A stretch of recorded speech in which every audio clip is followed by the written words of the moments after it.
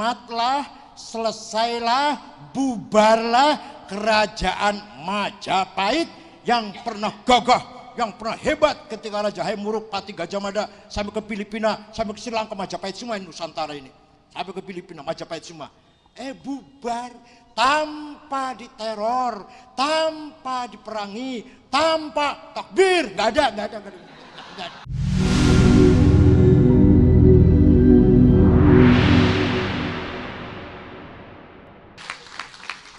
Ringkat cerita, tidak lama berdirilah awwalu mamlakah Islamiyah fi jazirati Jawa. Kerajaan Islam yang pertama di Jawa itu Mamlakah Demak bin, rajanya siapa? Abdul Fattah alias putranya Brawijaya V. Bapaknya kaget, anak ujuk-ujuk yang minggat tadi jadi raja Islam. WA ke anak yang satunya, Prabu Sriwijaya di Palembang. Palembang dulu namanya Kukang. Kukang itu bahasa Cina, mananya artinya pelabuhan besar. Kukang itu, sekarang Palembang itu. Nah, sana anaknya satunya lagi. Jinbun saiki jadi raja Islam, bagaimana pendapat kamu? WA-nya direply, dijawab, ayahanda yang saya hormati, saya sendiri sudah lama masuk Islam. Nama saya sekarang bukan Aryadillah tapi Fatahillah. Kaget papanya. Di samping itu lama-lama orang Jawa, rakyat Majapahit ikut Demak. Karena kalau ikut Demak dipanggil santri. Kalau ikut Demak, santri artinya orangnya budi pekerti baik, gak pernah bohong, gak pernah sulaya janji, tepat, omongannya santun, kelakuannya lempeng, gak ngamuan itu santri. Aduh, sholatnya khusyuk, kelakuannya lempeng, santri dulu tapi. Kalau santri sekarang santri proposal.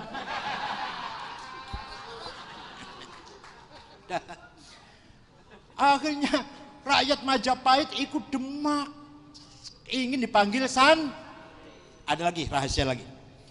Agama Hindu itu menggunakan kasta. Jadi manusia itu berkasta-kasta, Brahma, Satria, Sudra, Varya, Waisa. Nah, lapal ingsun itu apa? Aku ya. Itu hanya boleh dipakai oleh Brahma dan Satria. Ingsun, raja. Kalau orang kecil kayak ente ini, kawulo alit, budak kecil, salaman nggak boleh, salaman dengkul yang dicium, bukan tangan. Iya, sampai sekarang raja Jogja tuh kalau rakyatnya menghadap cium dengkul, bukan cium tangan. Nggak, bukan level cium tangan tuh, dengkul yang cium. Nah, tidak boleh menggunakan kata ingsun. Orang kecil kayak ente menggunakan kata ingsun, tangkap dan ramil ente. Tidak boleh. Datang wali songo ulama, nawaitul wudu'a, niat sopo, na usolli fardhu dhuhri, niat sholat sopo, nawaitu soma godin, niat sopo. Itu kata orang Jawa. Seumur umur boleh ngomong ingsun kalau masuk Islam. Kalau nggak masuk Islam sampai kiamat kurang 2 hari nggak bisa ngomong ingsun. Akhirnya orang Jawa berbondong-bondong masuk Islam karena ingin menggunakan lapal. Akhirnya Brawijaya V sendirian, ditinggal rakyatnya lah, masuk Islam. Dengan masuk Islam Brawijaya V, tamatlah, selesailah, bubarlah kerajaan Majapahit yang pernah gagah, yang pernah hebat ketika Raja Haimuruk Pati Gajah Mada sampai ke Filipina, sampai ke Sri Lanka, Majapahit semua Nusantara ini, sampai ke Filipina, Majapahit semua. Bubar tanpa diteror, tanpa diperangi, tanpa takbir, nggak ada.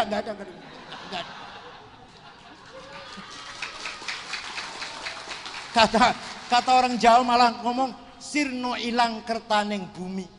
Kerajaan Majapahit ditelan bumi ilang karpe dewe, hilang dengan sendirinya. Lah ilmunya mana? Ilmunya orang Jawa yang sakti itu.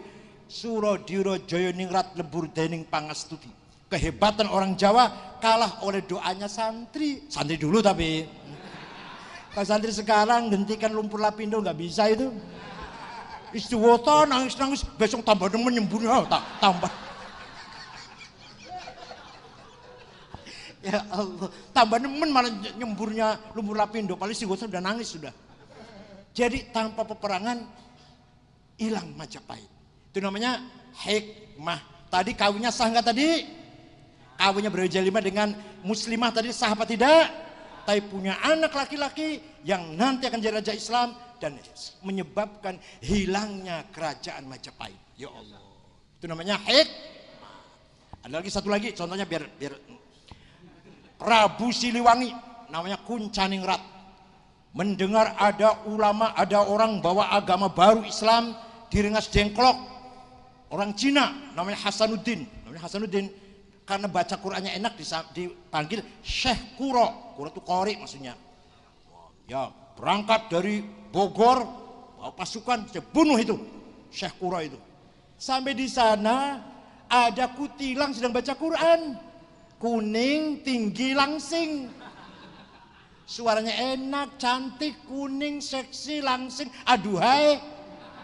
Lagi baca Quran. Si raja ini jangan akan membunuh, malah klepek-klepek. Langsung lamar. Itu saya saja, namanya Subang Larang namanya. Namanya siapa?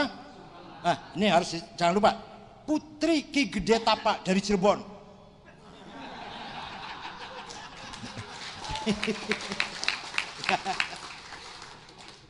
Ya silakan dikawin tapi kamu harus masuk Islam. Oke, masuk Islam. Syahadat. Tapi ada mas kawinnya apa? Lintang kerti, tasbih, lintang kerti maksudnya tasbih. Yaudah saya cari pasar, nggak ada. Ada di sana di Mekah. Udah saya berangkat ke Mekah. Keluar dari rumahnya Syekh Kuro, pinggir pantai, hong. Biasanya bisa terbang, nggak bisa terbang. Sekali lagi, hong, nggak bisa terbang, macet. Sekali lagi, hong, nggak bisa terbang. Kata Syekh Kuro, kamu sudah masuk Islam, kalau mau terbang, bismillah dulu baru hong. Nurut dia, bismillahirrahmanirrahim, hong terbang. Tidak lama datang buat tasbih, kawin dengan Subang Larang. Konon wafi riwayah, raja ini murtad atau tidak semangat Islamnya. Islam nggak semangat, nggak semangat lah, kurang semangat Islamnya. Tapi punya anak namanya, alhamdulillah pada tahu ya, Prabu Kian Santang alias Sunan Rahmat Suci alias Ki Galantrang alias Ki Setra alias Ki Maung Keling. Wah.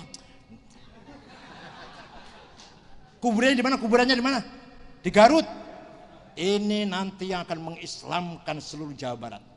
Kecuali Patih Pucukumun tetap agamanya Sunda Wiwitan Karuhunan dengan pengikutnya suku Baduy di Malimping di Lebak Banten sampai sekarang itu agamanya Karuhunan Sunda. Tidak Islam tapi nggak akan ganggu Islam. Pengikut dari Pucukumun.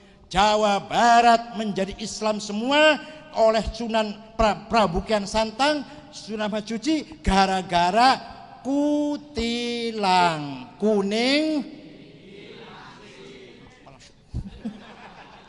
Udah gitu aja lah, nanti syukron, mudah-mudahan ada manfaatnya malam ini. Mari kita dengarkan bersama-sama tausiah irsyadat dari Akhil Azizul Karim, Ketua Wilayah NU Jawa Timur, Kiai Haji Marzuki Mustamar. Insyaallah nahnu nastafid min ilmih, kita akan mendapatkan ilmu yang banyak dari beliau. Syukran wa dumtum fil khairi wal barakati wan najah wa ya'khudhukum lima fihi shalah wal khair wa huwal fiqhul thariq. Wassalamualaikum warahmatullahi wabarakatuh.